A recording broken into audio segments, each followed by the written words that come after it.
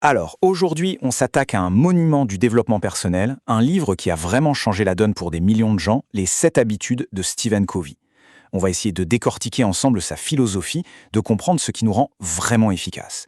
Et la clé, on va le voir, ce n'est pas des astuces de surface, c'est un travail bien plus profond. Et pour bien commencer, voilà une citation de Covey qui frappe assez fort.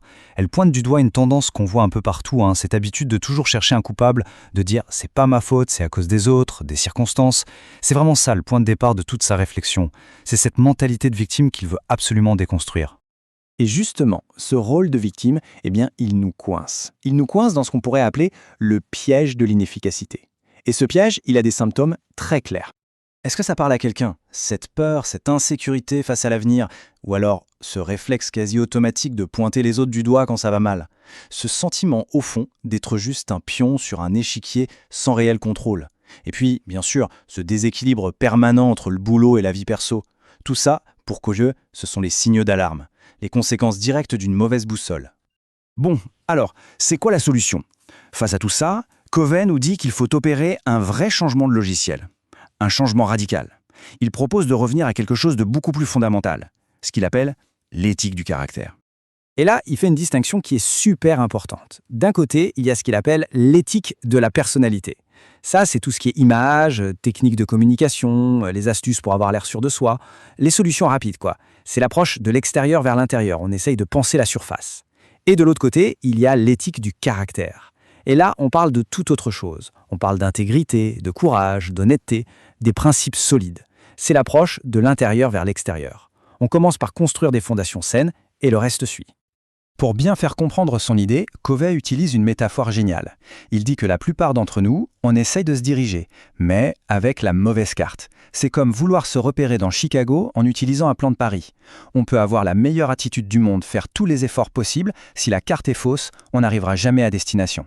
Le problème, ce n'est pas nous, c'est la carte. Donc on l'a compris, tout part de l'intérieur. C'est ça, son fameux principe, de l'intérieur vers l'extérieur. Le premier grand chantier, c'est la maîtrise de soi. C'est la base de tout.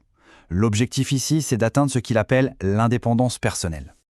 Et ça nous amène directement à la toute première habitude, qui est sans doute la plus importante de toutes. Être proactif. Pour expliquer ça, Covey s'inspire de l'histoire incroyable de Viktor Frankl, ce psychiatre qui a survécu au camp de concentration. Frankl a compris que, même dans l'horreur absolue, ces tortionnaires pouvaient tout lui prendre, sauf une chose, sa liberté de choisir sa réaction face à ce qui lui arrivait. Et c'est ça l'idée centrale. Entre le stimulus, ce qui nous arrive, et notre réponse, il y a un petit espace. Et dans cet espace, il y a notre pouvoir, notre liberté de choisir. Pour rendre ça encore plus concret, Covey nous parle du cercle des préoccupations. Imaginez un grand cercle qui contient tout ce qui nous tracasse, tout ce qui nous inquiète, mais sur lequel on n'a au final aucun contrôle direct. Ça peut être la politique du pays, l'économie mondiale, ou même la météo ou le comportement de notre voisin. Et puis, à l'intérieur de ce grand cercle, il y en a un plus petit. C'est notre cercle d'influence. Là-dedans, il y a tout ce sur quoi on peut réellement agir. Notre travail, nos compétences, notre attitude, nos relations proches. Et c'est là que tout se joue.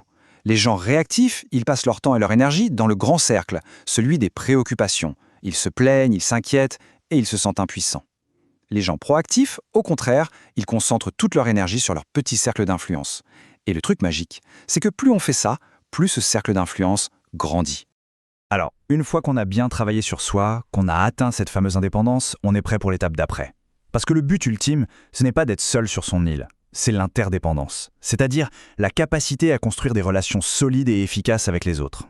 Pour illustrer ça, il y a une autre petite histoire qui est vraiment parlante. Imaginez, quelqu'un a des problèmes de vue, ça devient vraiment gênant, alors cette personne prend rendez-vous chez l'ophtalmo. La personne arrive, commence à expliquer son problème, et là le médecin l'écoute à moitié, puis il retire ses propres lunettes de son nez et il les lui tend. Il dit « Tenez, essayez ça, pour moi ça marche nickel depuis 10 ans ». Évidemment, la personne essaye et dit « Mais je vois encore plus flou avec ça ». Et l'ophtalmo qui insiste « Mais si, faites un effort, elles sont excellentes mes lunettes ». C'est complètement absurde, on est d'accord? Aucun médecin ne ferait ça. Et pourtant, c'est exactement ce qu'on fait tout le temps dans nos relations. On donne des conseils, on propose des solutions, on juge, avant même d'avoir pris le temps de vraiment comprendre le problème de l'autre. On prescrit avant de diagnostiquer. Et ça, c'est le cœur battant de la 5e habitude. Chercher d'abord à comprendre et ensuite seulement à être compris. Et pour finir, il y a une dernière métaphore, peut-être la plus célèbre de toutes, qui résume à elle seule toute la philosophie du livre. C'est vraiment le principe clé pour une efficacité qui dure dans le temps. C'est la fameuse fable de la poule aux œufs d'or. On connaît l'histoire, un pauvre fermier découvre un jour que sa poule a pondu un œuf en or massif. Et le lendemain, pareil. Et le jour d'après, encore. Chaque jour, un œuf en or. Le voilà devenu richissime, sa fortune est faite. Mais voilà, le fermier devient avide et impatient. Il se dit « Pourquoi attendre un œuf par jour? Je veux tout et tout de suite !» Alors il prend un couteau, il tue la poule, il l'ouvre pour récupérer tous les œufs d'un coup, et bien sûr, il la trouve vide. En voulant tout avoir immédiatement, il a détruit la source même de sa richesse. Cette fable, elle est parfaite pour illustrer ce que Covey appelle l'équilibre P-CP. C'est très simple. Le P, c'est la production. Ce sont les résultats qu'on veut, les œufs d'or. Le CP, c'est la capacité de production. C'est l'atout qui produit ces résultats. C'est la poule. Et la véritable efficacité, c'est de toujours maintenir un équilibre entre les deux. Si on se concentre que sur la production, que sur les œufs, on finit par épuiser, par tuer la poule.